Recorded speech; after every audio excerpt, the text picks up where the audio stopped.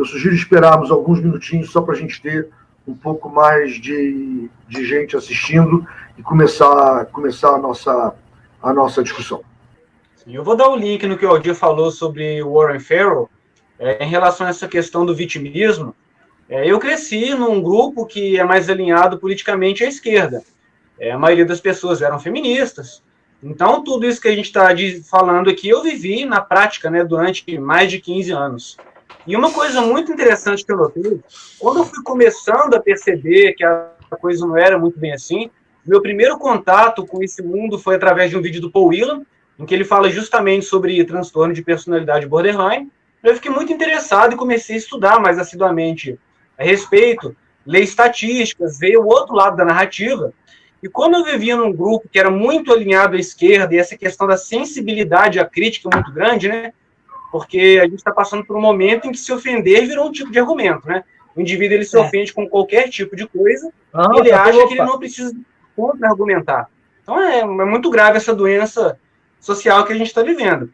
Então, como eu estava inserido nesse contexto, eu tinha uma cautela muito maior para apresentar fatos, né? Coisa que eu não faço com tanta cautela hoje em dia. Eu apresento os fatos como eles são. Aí eu construía toda uma narrativa para evitar ofender as pessoas, né? Muitas delas amigas minhas na época. E eu lembro, eu usei uma pesquisa da CDC, falei assim, não, olha, tem essa pesquisa aqui, quando o assunto chegou sobre os Estados Unidos, e essa pesquisa mostra que 73% da violência doméstica não recíproca é iniciada pela mulher. Aí já tem um contra-argumento, não, mas se a mulher agrediu é porque ela foi levada a agredir. Tem que colocar sempre tudo na conta do homem. Eu falei, não, mas existem outras pesquisas que mostram que a agressão relacional, difamação, violência psicológica, muitas vezes parte também da própria mulher. Aí, quando o indivíduo ele fica encurralado, qual que seria a reação natural de um indivíduo que está com uma mente mais racional e não está tão dominado por ideologia? Fala assim, olha, eu pensei que as coisas para as mulheres eram muito piores. Eu fico contente, então, de saber que não é tão ruim assim. Mas não, eles ficam raivosos quando você mostra que essa narrativa deles é falaciosa. O Aldir, ele colocou muito bem. Parece que o feminismo, né, principalmente entre as mulheres mais jovens, virou um tipo de religião. A pessoa se apega àquilo ali vira o pilar da vida dela, e quando você desconstrói aquela narrativa, a pessoa se sente despersonalizada, né? Parece que a vida perde o sentido. Então, fica essas barreiras que ficam muito difíceis de se transpor. E, além dessa questão do feminismo, né, dessa questão neomarxista, eu acho que essa visão que a gente tem de o homem é sempre o errado, todas as intenções que o homem tem para com a mulher são negativas, a mulher é sempre a vítima, eu creio que isso seja uma coisa até muito mais antiga, e isso se reflete em várias áreas, né, não só no social, mas a gente vê isso em disparidade de sentença. O mesmo crime cometido pelo homem e pela mulher, quando a mulher é punida, a pena, às vezes, é 60% menor, né? E a situação é tão absurda, esse livro que eu estou aqui do Milo, né, ele criticou bastante, ele critica até hoje essa questão do feminismo. Tem um trecho aqui que me deixou muito espantado. Uma vez eu conversava com um amigo meu sobre essa questão das decisões do juiz, né? E ele, leigo no assunto, né, tá acostumado com essa narrativa mais mainstream, ele falou o seguinte, olha, eu acho que é melhor um juiz tomar as decisões do que uma outra pessoa qualquer, porque o juiz é mais preparado. Eu falei, não, as decisões que os juízes tomam na vara de família, vou citar algumas aqui, são as mais inimagináveis, irracionais e, às vezes, lesivas para a criança. E nesse livro, o Milo tem uma parte que ele fala o seguinte, que uma mulher, se não me engano, tem até que reler para confirmar, ela havia ficado com um adolescente, lá de 13 anos, se não me engano, o que caracterizou abuso de menores, né? Então, quando não havia mais como escapar do crime que ela havia cometido, que se fosse um homem, a gente saberia o que aconteceria com ele, o juiz soltou uma dessas e falou assim, eu odeio ter que prender mulheres. Então, veja bem a mentalidade do judiciário. O judiciário ele vai punir quem? O criminoso e absolver o inocente? Mas não. Vai tudo pelo gênero, né? A ponto de um juiz falar assim, não, eu detesto prender mulheres, mas mesmo uma mulher criminosa. Então, a gente vê que isso está em tudo, né? E uma outra coisa interessante também, acho legal aqui citar, que linka um pouco com essa questão da psiquiatria que eu falei no início, no livro Personality Disorders in Modern Life, eles fizeram uma constatação que mostra que a misandria está presente também na psiquiatria. existe um mito psiquiátrico muito difundido que a psicopatia não acomete mulheres, né? Hoje isso está começando a ser quebrado. E esse livro ele fornece uma explicação até interessante. Se chega um homem no consultório e ele vai preencher os critérios do DSM-5, ou 4, né, na época era o 4, que o diagnosticariam como um possível psicopata, se a mulher apresentar os mesmíssimos critérios, ela vai ser diagnosticada como histriônica. Isso tem implicações práticas muito relevantes. A histriônica é vista como doente, dramática, muito emocional, e que precisa, portanto, de ser cuidada, ser compreendida pela sociedade. O psicopata não. Ele é irrecuperável, ele é vil, ele é mau, e ele deve ser isolado da sociedade ou severamente punido, mesmo quando os sintomas são exatamente os mesmos. Isso também afetou até a cinematografia. Nesse livro eles fazem até um paralelo legal, e a gente vê isso no caso da Coringa e do Coringa e da Arlequina.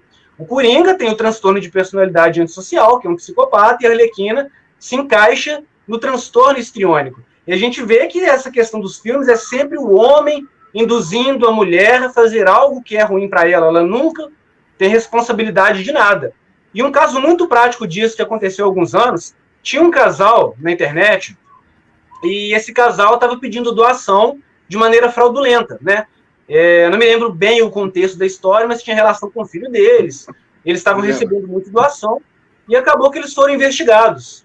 E descobriu-se que eles estavam gastando dinheiro que possivelmente, que teoricamente era para cuidar da criança, com videogame, com balada, né? Assim, gastando dinheiro com frivolidades. O que aconteceu? O homem foi preso e a mulher não. Sendo que os dois haviam arquitetado aquilo e a mãe, na verdade, estava na linha de frente, né? Porque a mulher comove mais, né? Quando a gente escuta a mesma história de uma mulher e de um homem, a gente tende a debochar do homem, dependendo do contexto, por exemplo, violência doméstica, e quando é a mulher, a gente se compadece. Então, essa mãe estava na linha de frente. Apesar disso, ela permaneceu em liberdade e o pai foi preso. E o que o Márcio falou, até tinha notado aqui, Márcio, você leu o meu pensamento, é a questão da guarda compartilhada.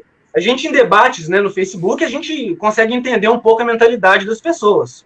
E eu vi uma advogada falando uma vez que tinha notado que os pais estavam com muito mais frequência pedindo a guarda compartilhada. Aí ela falou assim, olha, eu não sei se isso é bom ou não, mas me parece que os pais querem pedir a guarda compartilhada para se vingar das mães por não aceitarem o término, né, o fim do relacionamento. Que tudo gira em torno disso, a não aceitação do homem, que vem de uma dominação patriarcal e ele acha que ele é dono da mulher. E a gente nota essa hipocrisia social. Se o pai faz de tudo, né, perde sanidade mental, gasta horrores com advogado, vende o carro que ele tem para poder pagar advogado, que os honorários são caros, para poder conviver com o filho, muitas vezes apenas aos finais de semana, esse homem vai ser considerado um vingador, né? Ele não quer porque ele tem um amor paterno, um instinto protetor, né, que a gente vê muito nos homens. Ele quer para se vingar da mulher. Então a gente nota que tudo que o homem fizer, se ele fizer algo que é bom para a criança, ele está errado. Se ele fizer algo contrário, ele está errado. E a gente vê até... Só fazer eu fiz uma série de posts usando imagens do filme, na página, imagens do filme do processo do Orson Welles, que gira em torno do filme do livro do Kafka, porque é kafkiano. Se você se aproxima, você está querendo incomodar aquela mãe, eu já percebi isso, mas se você se afasta, você é um mau pai, e aí você tem que ser processado por abandono afetivo, você não tem muito por onde correr. E, inclusive, você nota nas petições o seguinte, você tem processos em que a mãe está fazendo alienação parental há muito tempo, e ao mesmo tempo ela reclama que o sujeito não procura. Ele não está procurando, mas aí ela não deixa conviver, mas aí ele não procura, mas ela não deixa conviver, e o juiz cobra dele. Ele diz, mas ela não deixa eu pegar, etc. Nós estamos numa... Porque, convenhamos, se o sujeito precisa buscar a justiça para conviver com seu filho, ele já está sofrendo alienação parental, né? Por que ele precisa buscar o judiciário? É claro. Eu também queria falar... Por que essa mãe permite isso? Sim. A felicidade da criança não importa para ela? Não, claro que não. A criança é uma ferramenta de manipulação. Não tenho a menor dúvida disso. Eu vou fazer um comentário aqui e repassar para o Rafael finalizar, e vou propor a vocês uma pauta para a próxima rodada.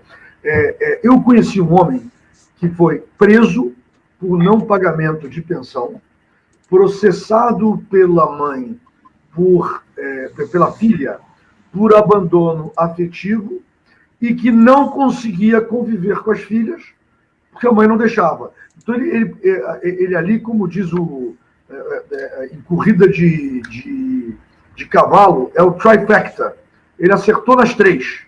Ele pegou uma alienação parental, uma prisão por não pagar a pensão e um processo de prisão por alienação afetiva. Nossa Senhora. Então, recentemente um depoimento assim também, que o pai foi afastado da criança e a mesma justiça que afastou o pai aceitou o processo de abandono, né? Então é uma situação, é uma sinuca de bico, né? A gente vai correr para onde? Qualquer lado a gente fica encurralado. Só uma coisa que eu queria finalizar aqui, 2 coisas, os relatos e uma coisa que tem até a ver, se não me engano, Aldir, com aquela vez que você foi para a rua para debater, acho que foi pelo Spotniks, que você estava citando problemas, né? E uma das mulheres falou assim que esses problemas que você estava citando eram decorrentes do machismo. Então, tudo que prejudica a mulher, ela vai colocar na conta do machismo. Tudo que beneficia a mulher, ela também coloca na conta do machismo. Só que a gente nota uma incoerência, porque as coisas que beneficiam a mulher, por exemplo, como a guarda unilateral dos filhos, que elas dizem que é por causa do patriarcalismo, né, que vê a mulher como cuidadora, elas não lutam para combater esse machismo que elas dizem tanto desprezar, né? Então fica uma coisa meio estranha.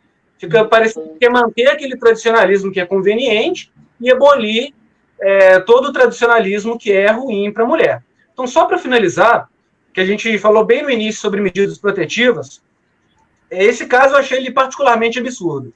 O pai estava sofrendo alienação parental, estava procurando justiça, sendo destratado, né, como a gente sabe que acontece no Conselho Tutelar, na Defensoria Pública, e um dia o hospital liga para o pai e fala assim, tá tendo um problema com seu filho aqui. Aí o pai vai até o hospital e os médicos perguntam, você já notou alguma coisa suspeita em relação ao filho e à mãe? Ele falou, sim, já, muitas coisas, na verdade. E o menino estava ferido, né, com ferimento grave. Aí, mesmo com o laudo médico, né, que a criança falando que estava sendo agredida pela mãe, o pai já não apenas falando, mas correndo atrás para que a justiça fosse feita, quando tem o dia da audiência, a criança lesionada fisicamente, um laudo médico falando que a criança havia dito que estava sofrendo nas mãos da mãe, o que o juiz fez? Ele deu uma medida protetiva contra o pai, que estava tentando defender os melhores interesses do filho, a favor da mãe que havia agredido a criança, a ponto dela ser hospitalizada, com o seguinte argumento: a mãe se sentiu ameaçada com a sua vinda aqui. Então você vê que é um absurdo, né? As decisões são muito irracionais, muito. E finalizando posso finalizar esse papo. O que me parece que na vara de família eles estão agindo ativamente contra o interesse do menor. Pode falar. Sim. Assim, eu li muitos processos do meu tribunal aqui, que é o do Rio Grande do Sul, que é o que é aberto, dá para ler os agravos e tal, as apelações, e isso que tu disseste é impressionante. E é muito comum. Esses dias eu lia um processo que, assim, havia um laudo que dizia que havia alienação parental, 2 laudos, de 2 psicólogas diferentes, 2 laudos. E o pai tinha denunciado um caso de que a mãe tinha sido negligente, que ela tinha deixado a criança num bar. Veja que interessante, ela deixou num bar. E um dos desembargadores disse, olha, e a guarda era unilateral da mãe, mesmo havendo alienação parental já há anos, um processo longo. E os desembargadores votaram. Ele tinha pedido a inversão da guarda ou a transformação para a guarda compartilhada com a residência na casa dele, né? E o desembargador negou. Aí o outro desembargador fez um voto vice e disse o seguinte, não, poxa, se a gente deixar essa criança com essa mãe, a gente vai continuar incentivando os atos dela, porque tá dito que ela aliena e tal, e ela deixou a criança no bar, e aí uma das respostas foi que ela não tinha com quem deixar. Mas você imagina o que aconteceria se um pai deixasse a criança com a criança num bar? Isso é muito comum, assim, a ideia, por exemplo, o pai pediu a guarda, mas ele deixa com a avó paterna. Mas a mãe também tem a guarda e deixa com a avó materna a criança, e ninguém vai na casa dela fiscalizar, ver se ela deixou com alguém ou com uma vizinha. Aliás, muitas mulheres preferem deixar a criança com um vizinho do que deixar o tempo de convivência com o pai.